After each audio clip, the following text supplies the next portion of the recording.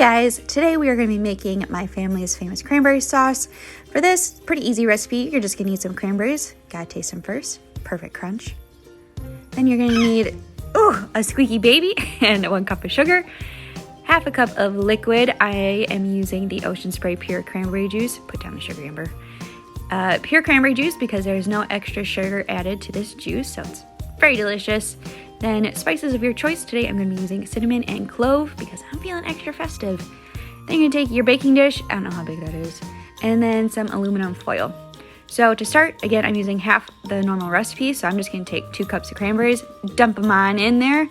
Look at that, shake them on up.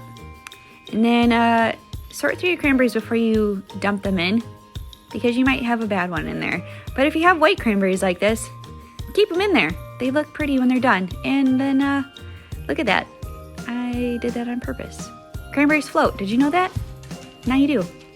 So dump your liquid on in there. Orange juice is really good too if you prefer more of a citrusy flavor. Then dump your sugar on in there. Sprinkle it on in. Mixy, mixy. Grab a fork. And just mix that on up. Look at me. Look at me go. Once all that sugar is dissolved, add some cinnamon. I couldn't get this open. There we go. Nice job. So sprinkle that cinnamon right on top. Measure with your heart again. And then take your cloves, depending on how Christmassy you're feeling. Oh, it just smells like Christmas. Look at what I'm doing. Ooh, bam, bam, bam, poo. I don't know how much. Just, again, measure with your heart. With the cloves and mix her on up. Once you mix your spices in, take your aluminum foil, wrap it on up, throw it in the oven at 350 for about an hour. For this half batch, I put it in for about 35 minutes. And then while we wait, we're gonna stop and stare at our cute little baby swinging away, having fun.